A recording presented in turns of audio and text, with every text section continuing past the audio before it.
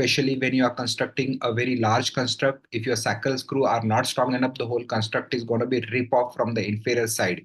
So it's very important to have a very strong hold on the inferior portion of the the spinal construct, so that you can do. And this becomes very important when you have a large column osteotomies, which are you are doing in a lumbosacral area, or especially when you have a very high lumbosacral fractional curve. So what are the common indications for passing this screw? So whenever we have a long spinal fusions which involve the sacrum, as we discussed, a lot of neuromuscular cases now, because they have a difficulty in a wheelchair balance, where we have to get a strong pelvic construct. The degenerative spinal deformity, which are increasing nowadays, and we need sacral foundations. Spondylolisthesis, which are high grade. Suppose you blow out your sacral screw and you don't have the screw. So what are the options that are there, and what are the bailout options we want to discuss? And the trauma, of course, the lumbosacral fracture region in a high velocity trauma can get fractured and your sacral pedicle is fractured. Then how to go about this? So biomechanical considerations are very important for passing any instrument. And as we all know, and I want you to understand, is there is something called as a pivot point, which is situated at the posterior central part of the alpha S1 disc. What is the importance of this for us as a spine surgeon? Is the importance is that whenever our implant is passing beyond this point, there is a considerable increase in the strength of your construct. For example, this S1 screw, if you can see, it's just passing beyond it. But the screw which are passing like this with a convergence quite significantly have a more a pull-out strength. Or for example, the iliac screw. So basically, whenever you cross across this particular point, you get a more strength. There are zones which are described, and as these are basically zones 1, 2, 3. It's more of a theoretical, but point is that as you go more on a more lateral side, you get a more strength, especially in a iliac region and sacroiliac joint. So zone 1 is nothing but the sacral body, which is what we pass in a S1 screw. And it also consists of the cephalite part of the sacral ala. So cephalite part of the sacral ala, it doesn't have a significant hold, so it is considered as zone 1. The zone 2 is when you have a hold in the inferior part of the sacral ala, S2 foramen, S2 body, that is called zone 2. And both iliac wings are called as a zone 3. So when you have a hold in those iliac wings, you have a better hold. So S2 ala iliac screw has a hold in all the segments, so it is more stronger. And always remember, when you have a triangulation of the screws, when there is a significant triangulation, your pull-out strength increases significantly. If you have parallel screw, they can be easily ripped off. But if you have a triangulation, that increases the strength of your construct significantly. So what are the options that we have for a foundation? So we have S1 pedicular screw, we have a sacroiliac screw, we had a Galveston rod, which are nowadays not used because they're technical demanding and they get loosened up because there's no strong purchase. The iliac screw, and there is something called the transiliac bar. So this image which I was showing is the Galveston, which was used initially, and there is something called the transilial bar, where the bar goes through the iliac wings and across the S1, and there is S2 iliac screw. So we're going to see them one by one. The Galveston and transiliar bar is not so commonly preferred. So the positioning and tips for the exposure. So again, you all know there's a significant importance being given to the sagittal balance of the spine, and it's very important to have a good PILL.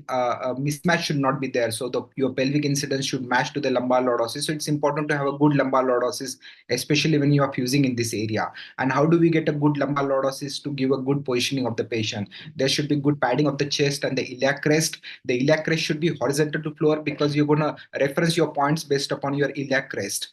It's very important to a draping which should go lateral to the PSIS, because suppose you have you have to have a bailout option in the form of iliac screw. So it's important to drape, because a lot of people keep only midline draping and it becomes very difficult. Then you have to open the drape to pass the PSIS screw, because PSIS screw will require a separate incision in the facial sheath. It's important to do a standard midline approach, as we all do. The amount of exposure, I see a lot of beginners exposing till the tip, the tip of the sacrum. It's not required. S2 iliac screw is one of the downmost screw, and the exposure that we require is up to only the S2 foramen ka cephaloid margin. So don't unnecessarily expose quite downward, because that area is directly underneath the bone and there is a very high chance of skin necrosis. So it's important not to do overzealous exposure. Also at the same time, not to do under exposure. So this is if this is the S2 foramen, you should go just 2 or 3 centimeter below it, and we're going to see that. That iliac screw, again, we're going to see it requires a separate incision, and it is offset of the main foundation, so it becomes slightly cumbersome, and that's the drawback. So starting with the S1 screw, this is going to be workhorse for you all whenever you are doing a alpha S1 fusion. And as we all know, there's a unicortical, bicortical, and tricortical purchase. So unicortical means you are getting only purchase in the dorsal cortex. You are not penetrating your screw through the anterior cortex. That's a unicortical and it has a least strength. And we don't recommend that. Second is a bicortical screw, where you have a purchase in a dorsal cortex and the anterior cortex. That's a bicortical screw. And there's something which is preferred, desired, ideal is the tricortical screw, where you take a purchase in the dorsal, anterior, and superior part of the end plate. What does that do? That increases your strength by almost uh, twice the bicortical screw. So the tricortical screw has a strength of almost twice the bicortical screw. We all know the entry is just at the base of S1 superior facet. Again, there's a the problem. What happens in this particular area is because you're going to have a iliac wing next to the sacrum in this area, so it becomes very difficult to retract. A lot of people try to retract, but one has to understand that you are retracting essentially the iliac wings and not the muscle. So you're not going to get a wide exposure in this area. It's more of a tactile feel, and a proper base of the S1 should be exposed, and then you should guide with your lanky. As Dr. Amit Sharma rightly said, there's a lot of variation, your positioning and everything. So it's important to see a fluoroscopy, what is your trajectory before taking the final S1 screw insertion. So as we all understood, the entry point is just at the base of superior articular process. Now, second most important point is that you want to converge as much as possible. If you not converge, if you get a straight on, you're going to go in a sacral promontory, the outer part. It's not only dangerous, but you get a less working length, your pull out strength also decreases. So try to converge. And here it's the importance of lanky. So I would request all of the delegates to have their own lanky with themselves, which becomes very easy as you get familiar with your particular lanky. You can do a better cannulation. So you want the inner curve part of the lanky to go as middle as possible, and you should use that curve to your advantage to try to reach the midpoint. You also have to give the cephalate a 10-degree trajectory to get a good. And it's very important that you should take a fluoroscopy health. The usual length is 30, 35 to 40. In females, if it's a smaller bone, you get to a 30. Another important point is sacral pedicle is very capacious, and I don't want you all to use 5.5 or 4.5 screw in that area. You should use 6.5 screw. And the other problem with the 6.5 is that most of the implant distributors have a length which is starting from 30. So you have to have at least 30 millimeter length. And the way you are going to get a length is to get a more middle trajectory. So it's very important that you should try to middleize as much as possible, not only to get the good working length, but also get a good purchase and good triangulation. So the sacroiliac screw are the other trajectories. So after covering this, the tricortical S1, that is pedicle screw, we're going to discuss something called the LR screw. So the pedicle screw are having hold in the pedicle, whereas this LR screw is having hold in the ala. So the first screw which we discuss is the pedicle screw, which is taking the purchase in the pedicle, and this is the LR screw. This LR screw is essentially, it should not be used in isolation because this is a unicortical screw. You are not taking purchase in the anterior cortex. So it cannot be used in isolation. It has to be used as a supplemental to the S1 screw to increase your strength. And what is LR screw? Because it is taking in a purchase in the sacroiliac, we are calling it as a LR screw. The entry point is slightly inferior, so you can connect these two screws together and you can increase the strength of your foundation. Why we don't take an anterior cortex purchase? You all know there are nerve roots, the interiliac vessels, lumbosacral trunk, which is going across. And if you project your screw beyond, it can be extremely painful and dangerous for the patient. So it's a supplemental fixation. As you discuss, it's just the entry point is cephalate to the S1 foramen, between the S1 facet and the S1 foramen.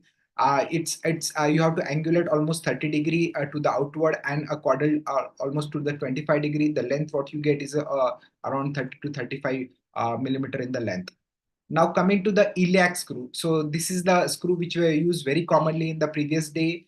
Again, as I told you, you need to take a separate incision to pass this particular screw because they don't come in your construct. They are slightly off the line of your construct. So they can be fully or partially threaded. You can pass more than 2 screws because PSIS is a larger area. There are special connectors which you need to connect with this particular screw because it's offset. So you have to use an offset to connect, or you have to bend your rod in a such a way that it will engage the iliac screw, which becomes slightly cumbersome. The other problem is that it interferes with your grafting because you're going to take a graft from that area. The advantage is that if you already had a graft, then you can still pass this particular screw. So there's no problem with that. But it interferes because you lose a majority of area from where you're going to take a graft out. Entry point is just slightly entry to the PSIS area. You have to there are two trajectories. One is going towards the acetabulum, which is not so much commonly preferred. The other one is going towards the AIS, and you can use a fluoroscopy for this kind of approaches. And I'm going to show you what kind of shoot you should take. The lateral angulation is up to 25° because you need to go to the lateral directed, and also there's a caudal angulation which we need to give towards the AIS. The screw length is around like 70 to 80 millimeter, and what is the diameter which we prefer is 7.5 to 80 millimeter diameter should be preferred for passing these screws. Now, the main workhorse that is which was described by Dr. Kebesh in 2010 was the and again modified by Sponsler and other groups, that was the S2LR iliac screw. Why it is called S2LR iliac screw? Because it takes its origin from the S2 area. It's called LR iliac screw because it goes through the sacral LR part, because it crosses to the LR part, then it crosses the SI joint, and then it goes into the ilium. That's why the name is S2LR iliac screw. What are the advantage? Because this particular screw comes in your construct line, you don't have to take a separate incision and use those kind of a bulky cross connectors in this area. The whole foundation comes in a line, so and it gives a very good robust mechanical strength. So that's the advantage. It doesn't interfere with your bone grafting technique. You can use a very longer screw. You can use also larger diameter screw. uh, to use a diameter screw, more diameter, the maximum diameter of the iliac wing is in the area just above the greater sciatic notch, almost 2 to 3 centimeter. So try to be in this area rather than in a higher area. Then you may not be able to use like 8 or 7.5 screw in this area. So if you want to pass a larger diameter screw, stay closer to the greater sciatic notch, but at the same time take care that you are at least 2 centimeter above it, not to injure the greater sciatic notch. You should use fluoroscopy, especially the beginning part, so that you are more accurate, because this screw do have a tendency to go in a greater sciatic notch or to have a lateral cortical perforation. And how to use a fluoroscopy, what view, I'm going to discuss in the next slide. And once you master it, you can place this screw percutaneously as well. So again, the entry point lies between the S1 and S2 foramen, the mid part.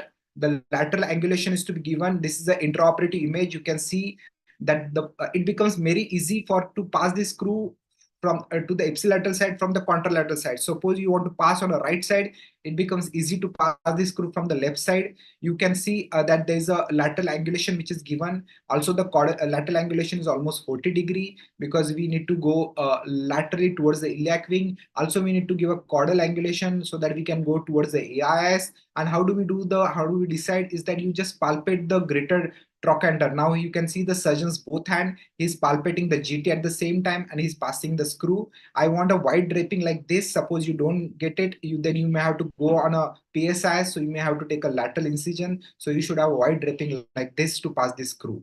Second, and you use the GT as a landmark. The path of screw should, as I described, should be between the 2 centimeter of the greater sciatic notch. You take a teardrop view. The screw length is usually 80 to 100 and you can pass a very larger diameter screws. And this is the image which where it shows that there's a between the S1 and S2 foramen. How can you go about? This is the S2 foramen and this is the this is the S1 foramen and this is the S2 foramen. So you pass between the midpoint of the S1 and S2 foramen so that you get a good trajectory towards the sacroiliac screw. Now, the what view should you use as an initial part? You need to see the Siam view like this. So what you can see is that the corridor which is coming from PSIS to AIS. So how do you get it? This is the patient, this is the cephalad end, this is the caudal end. You give a lateral angulation. We want a lateral angulation so that we can superimpose the PSIS over AIS. So that needs a lateral angulation. Also, we need a cranial angulation because as you can see in this image, we need to go and see from the angulation should be cranial. So both angulations are given. This is the intraoperative image, how the fluoroscopy should be there. And this is what you should see, and your S2LX screw should pass in between these two tricortical window. So this is how your wire should go in this tricortical window, and this is the greater sciatic notch which you should avoid. There are concern with the S2LX joint because it's a recently innovated screw. We don't know what are the long-term outcome because it traverses and violates the sacroiliac joint. So SI joint violation is a common concern. The lateral cortical perforation is very common at the beginning of the practice, so one should use a fluoroscopy to be more accurate with these particular screws. Now, regarding the complication, as you all know, this area is the bone lies and the sacrum lies in a subcutaneous manner like a tibia. And if you have very much implant prominence, you have a chance of getting a skin dehiscence, and there's a very high chance of infection. So this is something which is very commonly seen, especially in a neuromuscular scoliosis where the kids are very skinny. And if you use a large profile screw, if your tulip is larger, then you are bound to get either implant prominence or the wound dehiscence. So one has to be very careful with the amount of exposure one is doing, one amount of retraction one is doing, and one has to be gentle with this particular aspect. You should use a fluoroscopy, especially in an unusual anatomy, when a sacralization, when you have variability in a syndromic cases. And when you are passing this osteolar screw, use a woodpecker technique. So what is the technique which is described? You use a 2.5 mm drill to go through the sacral part and come up to the SI joint, and then use a larger 3.2 drill bit. Why? Because not only the drill bit will prevent the inadvertent penetration of the cortex, but what it would do is that there's a very high chance if you use a thinner drill bit that it will break inside. So don't use a 2.5 mm drill bit in a iliac wing when you're going so long up to 8 centimeter in the iliac wing. There's a very high chance of breakage while you're coming out. So it's important to use a larger the drill bit and use a guide wire so that increases the accuracy of your the SLX screw entry. So a wound infection complication, as we can see, is very common. And if you don't be thorough with the lumbar fusion technique, or if you don't use the interbody technique, you can get a non-implant failure. So I always say when you're doing a alpha S1 construct, especially in the long area, you try to do an interbody fusion. That not only increases the chance of fusion, but it also protects the mechanically the strength of your construct. If you just pass an isolated S1 screw and expect that your foundation is going to work, if your patient is going to active and he's going to bend forward, then he's going to rip off the screw in a time in a manner. So it's very important to understand the biomechanics in this area when one is instrumenting in this area. And these are the common complications particular to this area. Few example, this is a 15-year-old male, again a syndromic curve, very large curve. You can't stop at the S1 screw and expect that your whole foundation will be constructed. So you need to have a good S1 LR, S2 LR iliac screw in this area, which will give you a good strong foundation on top of which you can construct your foundation. So these are the inlet view where you can see it's going through the ala and into the ilium. It should be within 2 cm of the sciatic notch to get a good larger diameter. Again, lumbosacral cocks at KEM, we get all kinds of cocks. For example, this lady with a vertical sacrum, significant destruction. You can see in the MRI, the L2 is directly sitting on S1, and S1 is also involved. Large gluteal abscess, we give AKT, and then we have to do a lumbopelvic reconstruction. It becomes very important to have a very strong anchorage in the sacral area. And what we have done is we have passed the sacral S2 LLX screw on both sides. We have passed the S1 pedicle screw. We have used the expandable cage. We have done a thorough grafting from the posterior side, and we have reconstructed this case. And if you do that, your outcome is going to be important. We published this case because it's one of the longest lumbopelvic reconstruction ever reported in the literature. This got accepted in British Medical Journal. At the end of follow-up, you do get a good bone formation. So AKT along with your sound surgical principles can give you good and graceful results. Thank you for your patient listening. Now, I